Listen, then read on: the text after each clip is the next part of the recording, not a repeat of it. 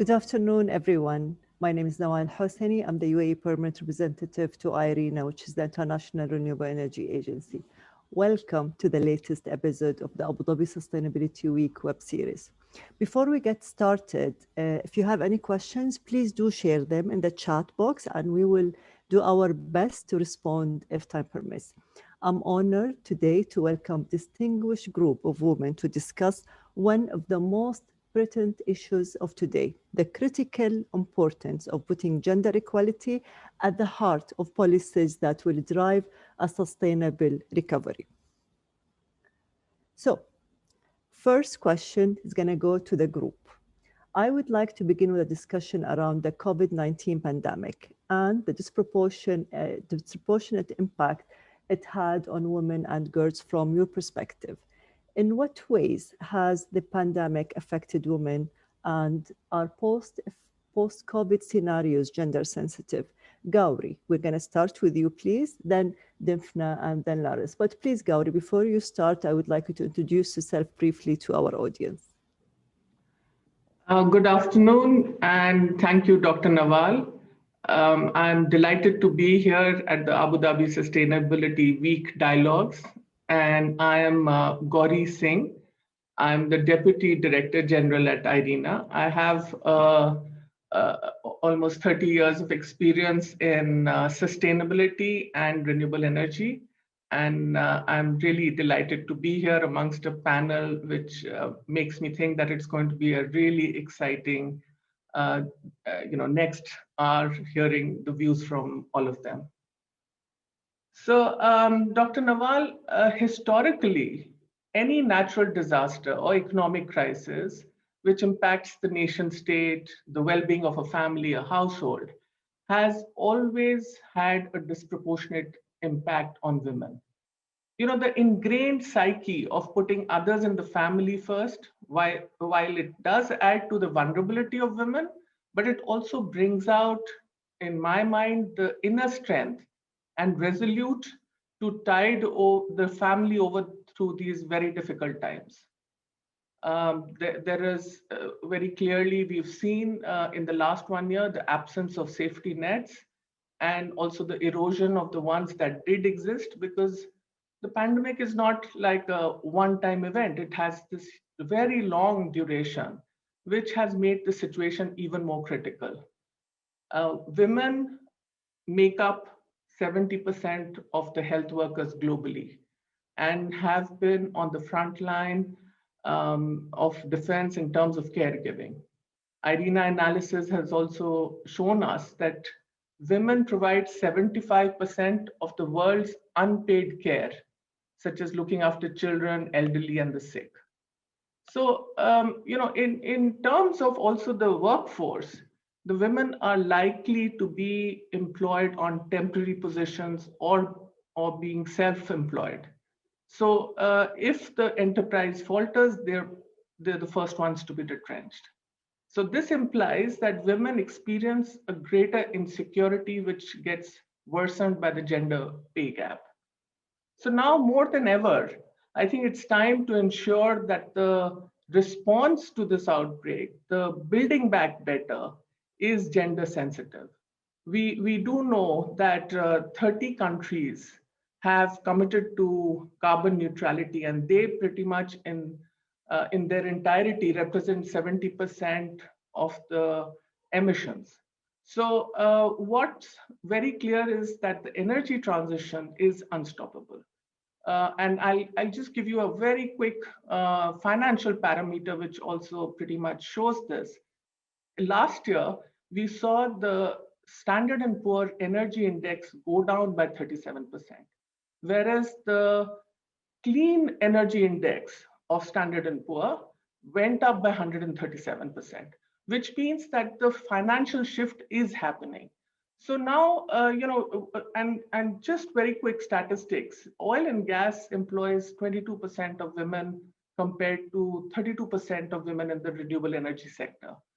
And pandemic has opened up opportunities of flexible work and remote work, but it's not something that will happen automatically, that the response will become gender sensitive. it has to be worked on, and that's very critical. Thank you, Gauri. Dymphna, can you please share your thoughts on this question? Yes, absolutely. It's equally delighted to be here amongst all of you as well, and always inspiring to start the day off with a conversation that is so near and dear to my heart. So thank you for inviting me and being part of this conversation. It's really clear. My name is Dymphna van der Lampt. I'm the CEO of the Clean Cooking Alliance. We work with a global network of partners to make sure that women, and specifically mothers and their families, have access to clean cooking solutions so that they don't have to use dirty fuels while they're preparing food for their families. They're really, as you were saying, Gauri, like taking care of their families, and while doing so, exposing themselves to really harmful and polluting indoor air pollution that has a direct impact on their health and the health of their children. And so it's really clear that if we want to achieve globally, want to achieve access to energy, which is paramount to achieving all of the SDGs, we have to think carefully about making sure we're continuing to lift women and their families out of energy poverty. And what we've seen with COVID-19 is that, unfortunately, because so many more families were now at home, where they were exposed to indoor air pollution and cooking their meals, that increase of energy poverty has actually gone up for many communities and families that we're working with. And so in the transition out of COVID-19 and thinking through our recovery, we need to make sure that we're embracing the voices of those women directly impacted as we think about solutions. And I think from our perspective, yes, it's been really, really difficult, but we've also seen so much resilience on the side, as you were saying, Gauri, on the side of women as the head of their families, but also as entrepreneurs, as innovators, as people who think carefully about policy making. And so would love to share a little bit more later on some examples where we see really strong leadership from both women as leaders of companies, leaders of their communities, but also within policy and policy frameworks that they're developing, that I think we should all really take inspiration from and look towards as we continue collectively to build back stronger. Thank you, Dymphna. Very well said. Thank you so much. Larice, we are looking forward to hearing from you on this topic. Thank you very much. And I echo the other panelists' response. I'm very excited to be here. Thank you for having me. My name's Larice Stielow. I work as a senior economist at PwC in the UK. And, as an economist, I'm really passionate about, using economic analysis to support policies and spending decisions of governments that improve people's lives and improve fairness. And one of the projects I've just been lucky enough to lead is PwC's Women in Work 2021 Index. And this year we've looked at the impact of COVID-19 and how it is disproportionately impacting women's jobs and women's employment opportunities compared to men's. So from that perspective, I do look at this from the labour market and a jobs perspective. I think to begin with, women are starting from a disadvantage in the labour market, as Gauri mentioned. We've got higher unemployment, lower participation, and of course the gender pay gap. And women work in more precarious jobs than men, a lower proportion of full-time employment, more part-time and less guaranteed hours kind of contracts. And so those jobs are generally just more vulnerable in times of economic downturn. But then when it comes to COVID-19 specifically, it's firstly, the pandemic is different to other economic downturns. For the 2008 financial crisis, for example, we saw white-collar workers from financial services and then construction and manufacturing, sort of male-dominated industries. These were the first jobs to disappear. But COVID-19 is hitting harder and faster those who are the most vulnerable in society, working in lower paid roles, contact-intensive service sectors, things like accommodation, food services, the arts, entertainment and recreation. And these are the sectors that have been largely shut down by COVID lockdowns. And the thing is that the labour force in these sectors is disproportionately female. So we've seen data from multiple countries already that more women than men have lost jobs and been furloughed. So, I mean, the industry effect, I think, is one really important thing, but it doesn't explain all of the impact. And also to Gauri's point, a really important factor that that COVID has exposed is that it is amplifying pre-existing gender inequalities around the amount of unpaid care and domestic work that women do all across the world. And we've actually already got data from some countries that shows more women than men have left the workforce because of additional caring responsibilities. And if that becomes a permanent effect, that's a real worry, because the higher this higher burden on women lasts, the more women will actually leave the workforce permanently, lasting implications for women's participation in the workforce, for gender equality, and for economic growth. So I absolutely think that the response to the pandemic needs to be gender sensitive. Thank you, Larice. Thank you for sharing, some of the outcome of the work that you've done. And definitely, the picture is not extremely rosy when it comes to where we are now and the gender sensitivity of current policies. So, Gauri, can you elaborate on the interlinkages between the SDG 7, ensuring access to affordable, reliable, sustainable, and modern energy for all, and SDG 5, which is achieving gender equality and empowering all women and girls?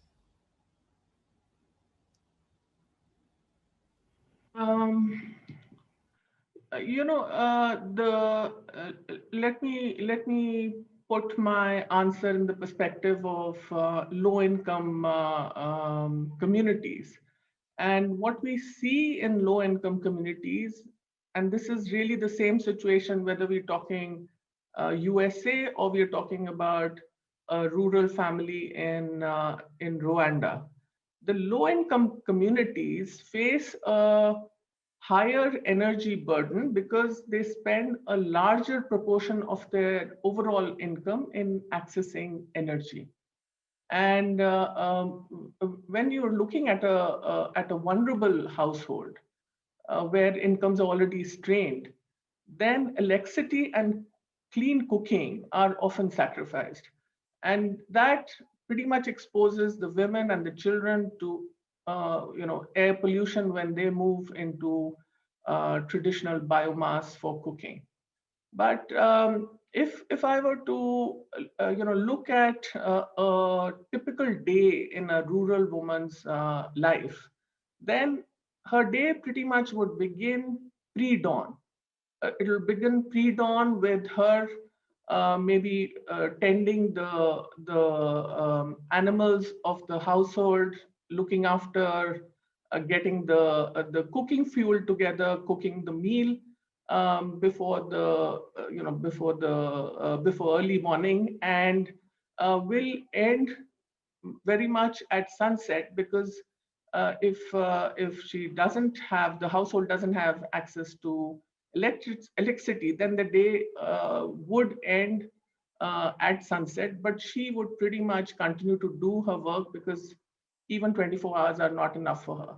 So what SDG 7, which is clean and affordable energy, can actually do, I feel, will give women more time to invest in the education of the children, time to seize economic opportunities, and also participate in the economic and political social life. So that's to me a very, very critical aspect of women empowerment. I'll give you an example from the Self-Employed Women's Association, or SEWA as they're they're typically called in India, which connects a very large section of women working in the informal sector with financing options through thrift and credit cooperatives. And one of their special loan product is for clean energy. And that's, they've set up a company which employs women to market, to sell, install, and service solar home lightings that benefits 20,000 households. And that, when they've done the study of how powerful that impact is, just providing a lighting facility to the homes, because it just frees up the time that women have. Apart from the lighting, it's also the large time that women spend in accessing clean water. So, pumping needs that can be met, because ultimately energy is an enabler. So, so in my mind, it's very clear that the two are very, very strongly interlinked, because you're talking about half the population. Thank you, Gauri. Very, very well said. Dymphna, today, unfortunately, still 2.3 billion people have no access to clean cooking. So as we strive to recover from COVID-19 pandemic, what needs to be done to ensure that progress on clean cooking is accelerated and that women are at the heart of this sustainable recovery? Yeah, I mean, absolutely. And it's unacceptable. I mean, really unacceptable that this is still the case, that in this day and age when we have self-driving cars and refrigerators that tell us when we're running out of milk, women are still exposed to indoor air pollution and their families just because they want to provide for their family. Like, it is unacceptable.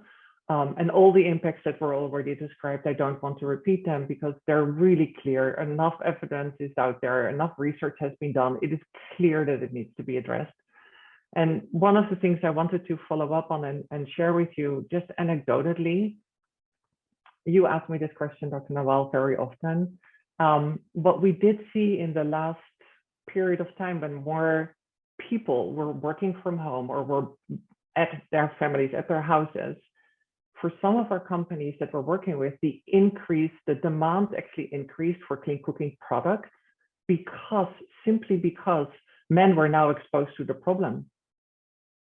It is that simple. Men were now exposed to the problem, realized the impact it had on the health of their families and themselves, and started to purchase these clean cooking solutions. And so there is a mindset, there is an awareness, there is a balance of power that needs to shift and think through how we recover better from this.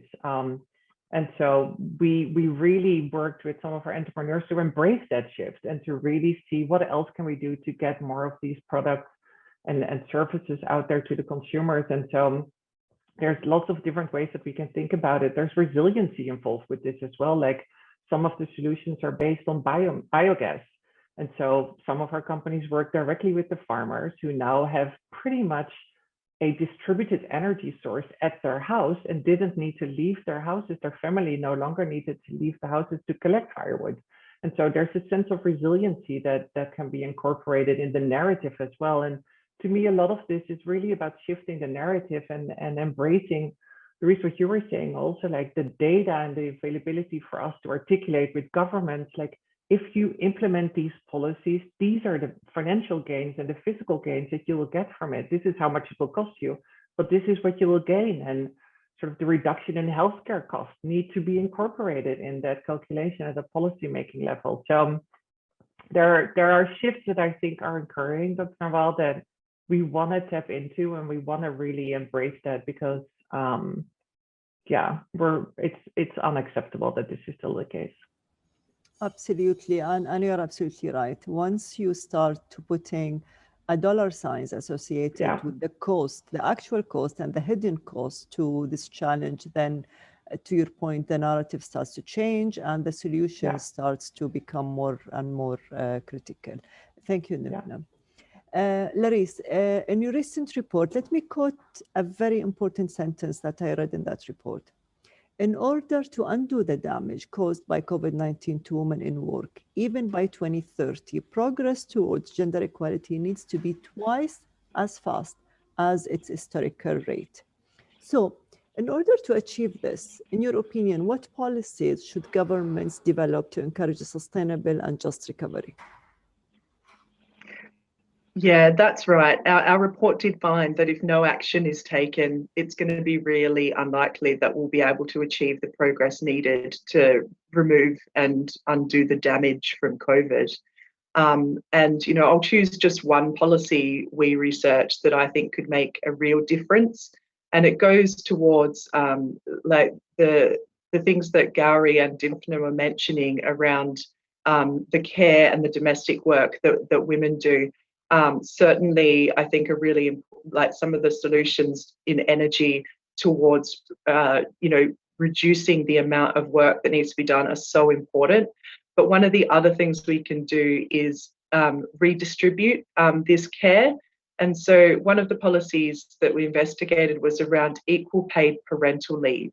And I think the first thing to say is that I really hope that one of the positive things that comes from this pandemic is that, like, we society policymakers, as Dymphna was mentioning, like with more men at home, like it will help to recognise the value of the unpaid work that women do. And I think that, you know, women and men have both been affected by this during COVID. It's actually estimated that the unpaid work that women do is worth $10 trillion to the global economy every year. And that's not included in traditional measures of GDP. So the first step is to really recognise like the value and how much that's worth to society. And then I think one of the second steps is looking at policies that can redistribute that care work and one of those things is providing more equal access to paid parental leave for both mothers and fathers. And, you know, it's not an easy policy to implement and it won't happen overnight. But I think even the small steps that are beginning to be taken around the world are really important. If you look at the global leader in this space, it's Iceland. And in Iceland, the government provides 5 months of paid maternity leave and 5 months of paid paternity leave at 80% of salary. That's not transferable between parents. Plus, there's another 2 months leave that can be used flexibly. But what we see in Iceland, because of this policy, is a 90% uptake of parental leave from fathers because there's an incentive to do so, and it's affordable for families to do it, even when what is generally the case, the man is the highest earner in the family. Now, these policies are expensive, and there are very few countries that are on par with Iceland. Even Denmark, probably one of the closest competitors, doesn't have a sort of use it or lose it kind of policy, and they've only got 24% uptake of paid parental leave by fathers. So I think change in this area still has a really long way to go, and it's not going to happen overnight.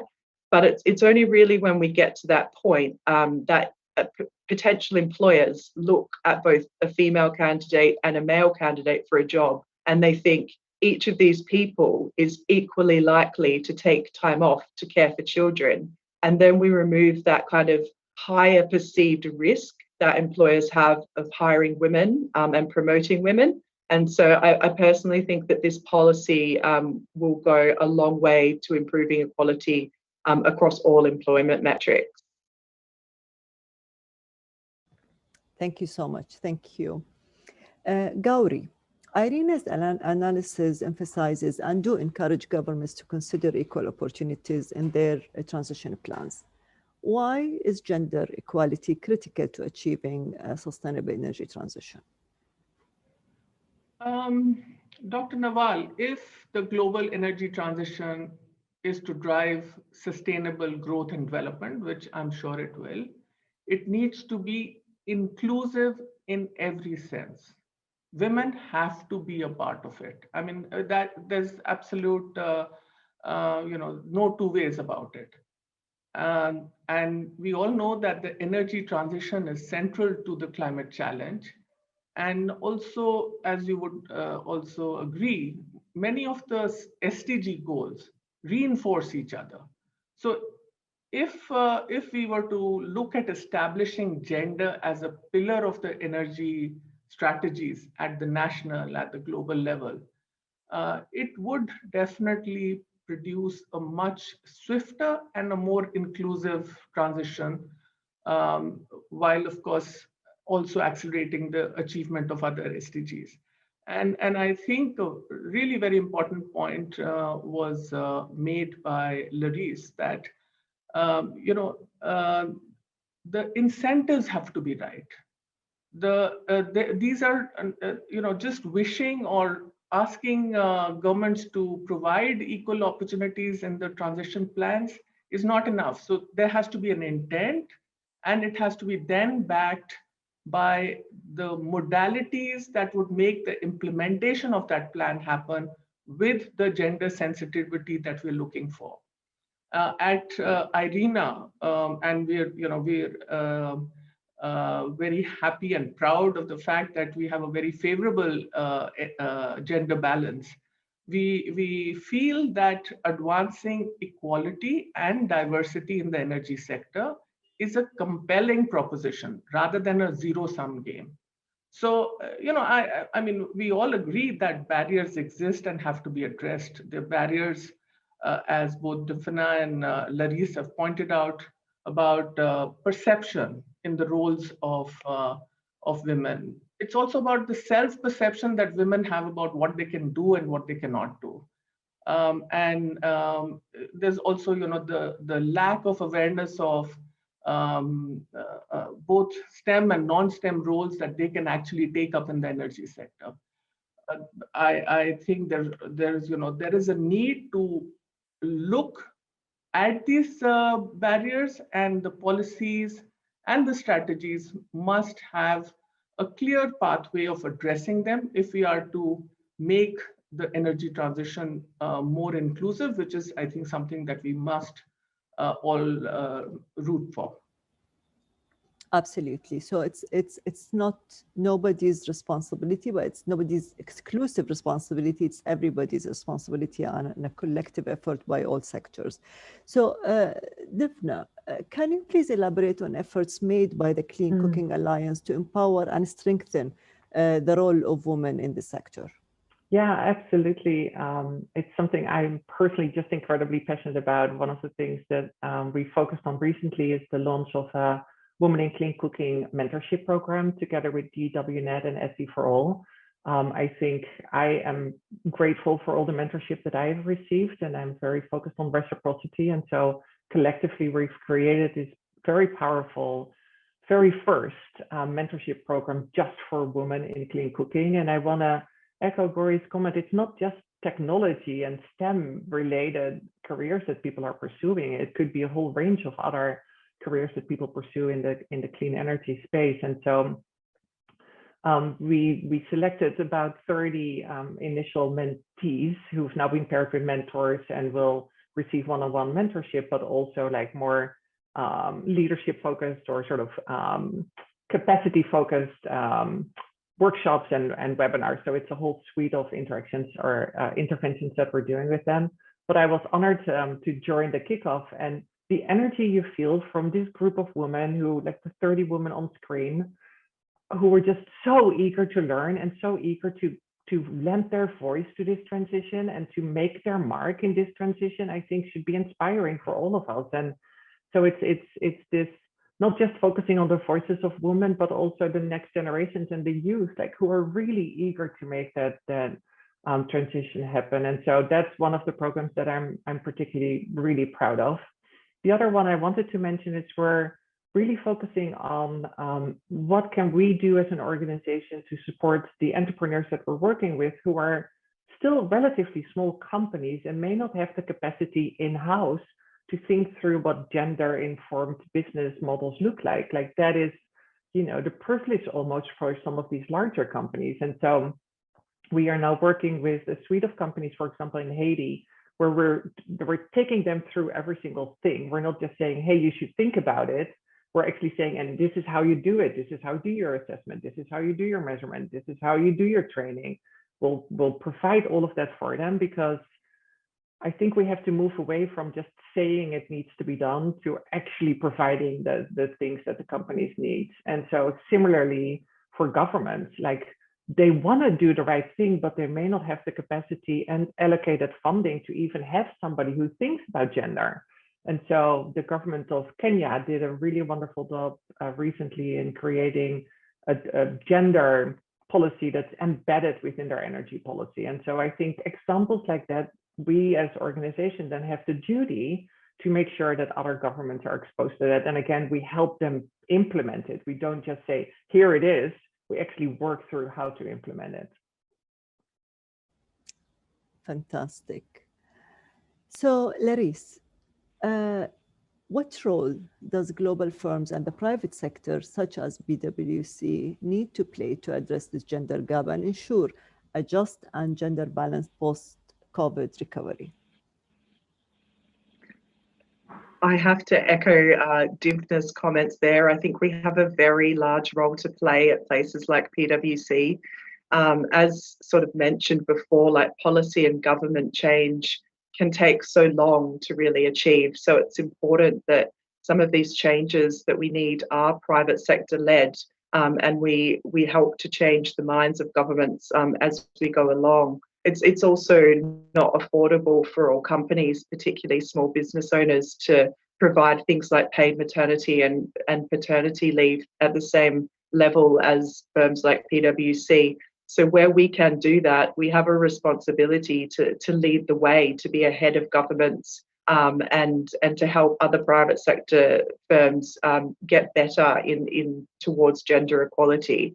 I think another area, of course, is specifically around, focusing on progression and promotion of women into leadership positions. And, I think we all still have a long way to go there, including PwC. But, I've seen a lot of positive initiatives to sponsor and start mentoring like junior women to help support them in this way to be the leaders of tomorrow. And I think we need to encourage and push a lot more of those kind of schemes and programs. Thank you, Larice. So before I take questions from the audience, and I see that we have quite a few interesting questions, I will just take the advantage of being the moderator and ask my last question to all of you. How do we empower women to fully participate in the labor market? And can you share with us from your own experience examples of leadership and inspirational activities you see from women in your industry or network? Should I go first, Dr. Nawal? I think in my view, and I've seen it happen across sectors, it's really about providing the right opportunity. And that's often something that doesn't really reach women.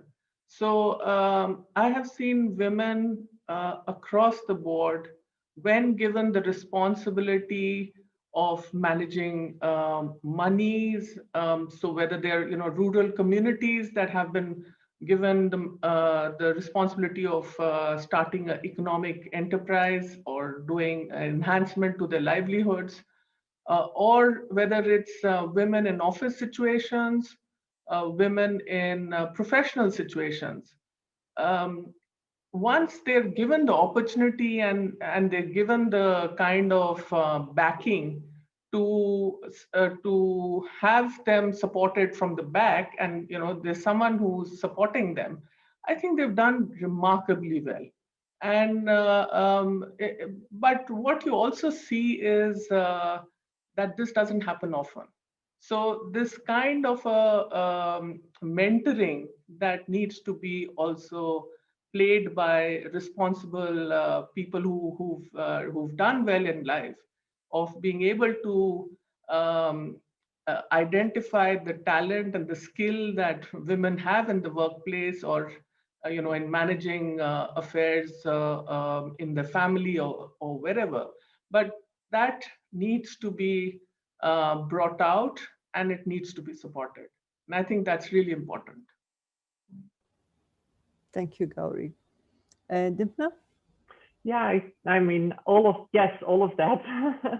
I also think I've been really inspired this year, particularly with COVID-19, about the resiliency that women have shown within the companies and the policymakers that we work with, like a deep ability to remain grounded in the work that they know needs doing, and then a flexibility to find innovations in business models to adjust to a new circumstances. And I think for us to continue to highlight and elevate those voices and share those out. Again, there is so much power that comes with a narrative and strong voices, or even like just an aggregation of many voices that has been really inspiring to me. And so, yeah, I think I continue to look for that agility and that resiliency and that groundedness in, like, we know what needs doing. Thank you. Larice?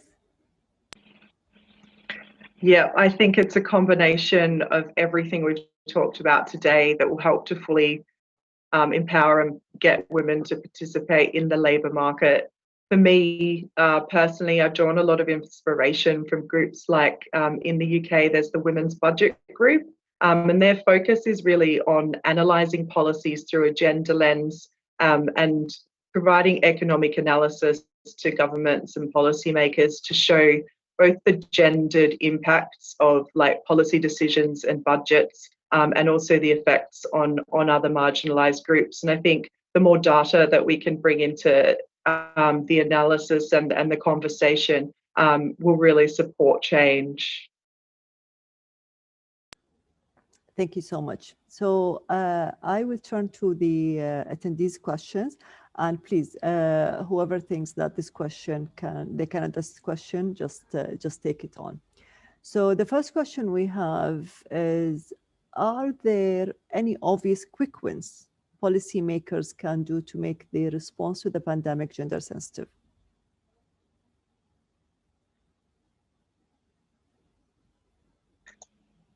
I'm happy to have a first go at that one. I think that's a good question because a lot of these things do take a lot of time to change. But I think some of the quick wins are supporting women who have lost jobs, or in the whole retraining and reskilling efforts following the pandemic, to really make sure that those efforts are directed towards women and directed towards sectors of growth. Sectors like renewable energy, clean growth, that are going to help to make this net zero transition. And we know that this is a policy objective that's not going away, and therefore it's going to provide sustainable, long-term, secure employment for women. And I think that's one of the really quick wins we can get. Can I add one? Yes, please.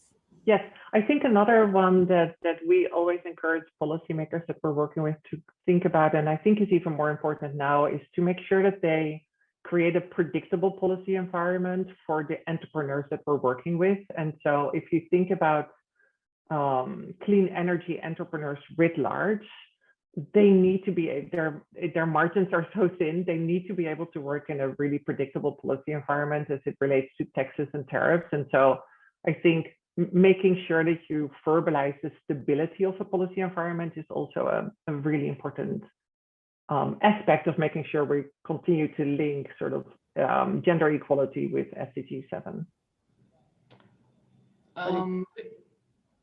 Yeah, if I could also add to this, I think a really powerful tool is gender budgeting. And that really brings the focus very clearly on where your policies are going to impact. Because normally, you have a policy which, if you don't think through very clearly how it's going to impact women, it just may not be accessible for women for multiple reasons. And I also think that policymakers should encourage professional networks, because that's one way that women can can communicate with each other, learn and get inspired from the efforts and the journeys of women like themselves, to make it, to really stand up to some of the challenges that are coming their way. Fantastic.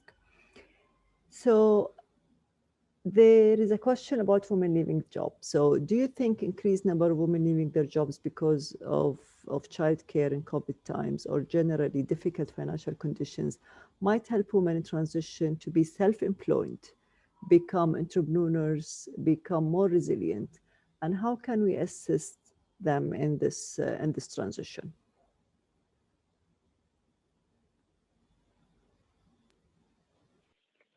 I can start by saying that, yeah, we certainly have seen data, that survey data from at least the US and the UK that says that more women have left their jobs because of additional caring responsibilities through the pandemic. So it's definitely happening. And I absolutely do think that supporting women entrepreneurs and scale up businesses to set up their own businesses is something that governments should do. I agree, and we see a lot of initiatives here in the UAE that's taking place in that already.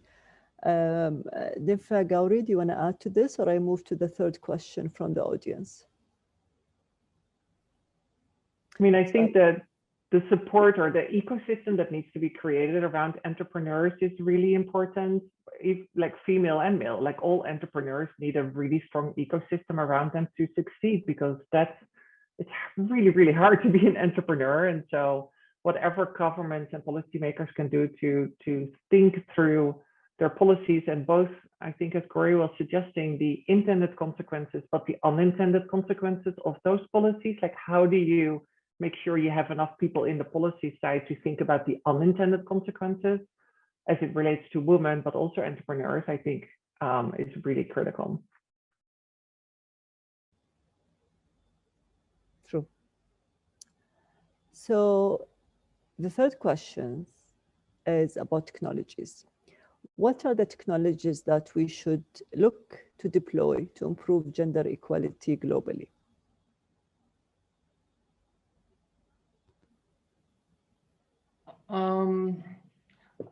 If I could start, I mean, I really think technologies are gender agnostic to some extent, because there are, of course, technologies that have a focus on bettering the life of women, which definitely are things like clean cooking appliances and also energy efficient appliances.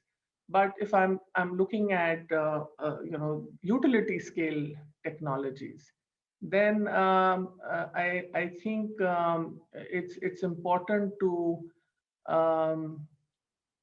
move away from the perception that some are more gender positive and some are not, because I think women can pretty much be involved in all the aspects, and not just admin aspects, but also get into the other aspects of technology, whether it's getting into deployment, maybe not not heavy deployment of that nature, but clearly, I mean, I'm and I'll just give you an example of a woman who just made the news very recently. Is a person who's driving one of the heaviest the Caterpillar machines that exist. So I really don't think there's a ceiling that we need to put for which technologies women could work with or not. But there are definitely technologies that would help better their lives, which I think should be the focus. Larice, do you want to add something? I think the only thing I'd add is that in designing technology, I'm certainly not a technological expert, but just thinking about the needs of women is really important. I think some of the more cited examples are things like, safety in vehicles is designed for the male body. Even like, your smartphone, the size of smartphones are designed based on the average size of a male hand. So just things like that, I think the more women that are participating in the design and, development process, even in relation to things like AI, I think it's really important to make sure that that representation is there, because otherwise there are hidden gender biases in some of the technologies that are designed to be used for everyone. Absolutely, absolutely. This is a very important point. Dymphna, do you want to add something to the technology? Yes. Specifically, I think around clean cooking solutions, obviously, yes. They need to be the design approach has to be user-centered, and all too often historically those products have been designed by men who didn't end up using it. And so obviously, if we want to transition to a broader access to clean cooking solutions, these solutions have to be focused on the users, which are women. Absolutely. So the last question we have on our list from the audience, which is a very important question. What do you think the most important things we can do to encourage women's leadership as we recover from the pandemic? And leadership, I think, is the key word. What makes this leadership? What is the leadership?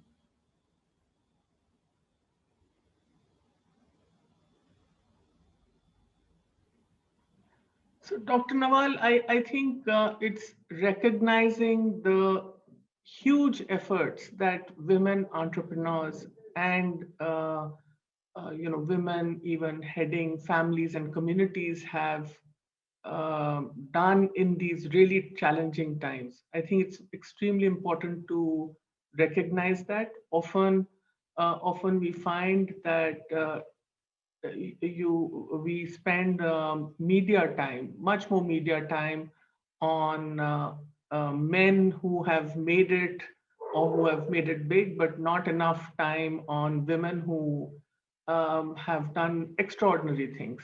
So that is by itself, it's very inspiring. One woman leader can inspire so many other women who are anyway doing a lot of hard work and breaking the perceptions that society has. And I think it's important to have forums which recognize them and continuously celebrate the work that they are doing.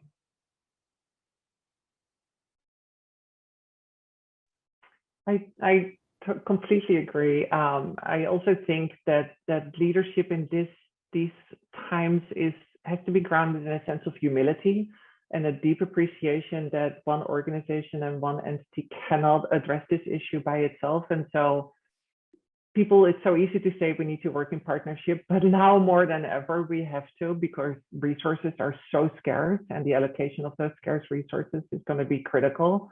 And so a sense of humility and the celebration of those who continue to be resilient and continue to lead and do extraordinary things is what I would look for. Fantastic. And does the private sector have a say? Not that I'm representing the private sector, but I guess this might be a bit of a controversial opinion, but I really believe that equality of outcomes is the only way that we'll get to equality of opportunity. And I think having more women, at least 50% in leadership, is the smallest that we should be aiming for. And I do believe that policies to support and make sure we get more women promoted within companies, within government, is one of the most important things that we can do.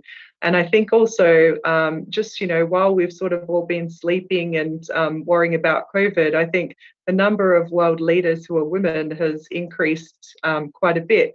I don't know the exact numbers, but I think there's at least 5 or 6 new women world leaders over the last year that, we might not have noticed because we were all watching the news on COVID. So I think that, it's a really positive trend happening. It's just got to happen faster.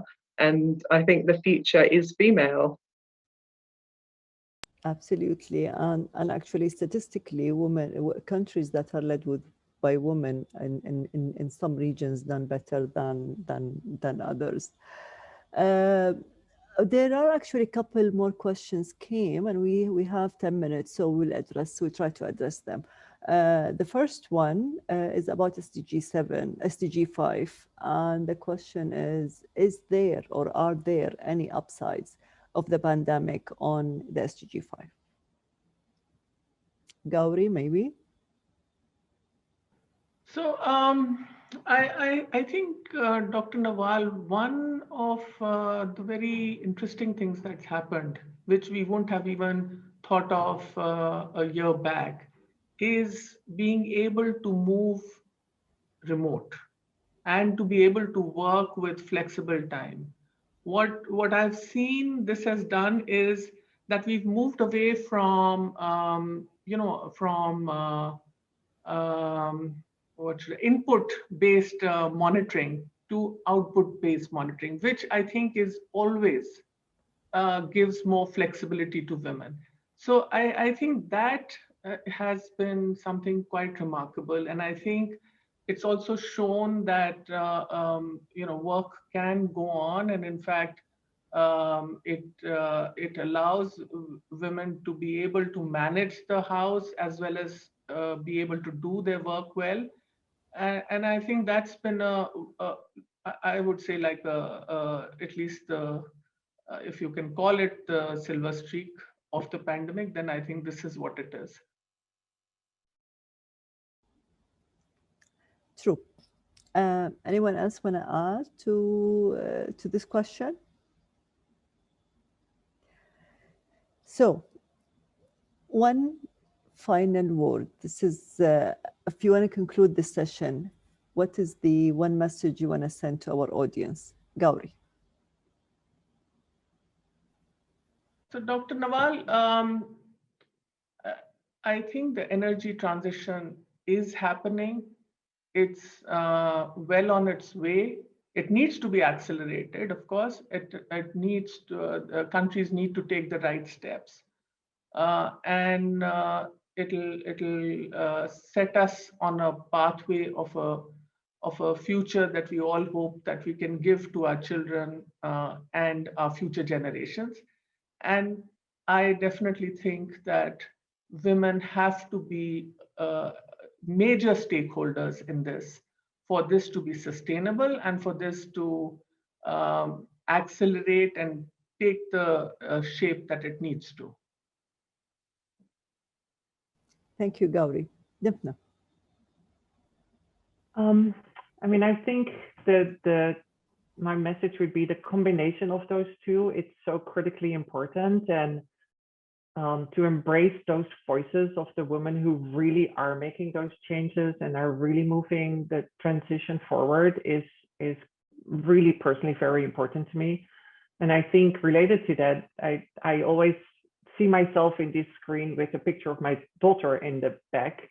And I do this on purpose because the young voices are really why we're doing it. Both the energy transition and thinking about women empowerment, it's because of her. And so I think to really make that the anchor and the core of who we are and what we do and why we do it is important.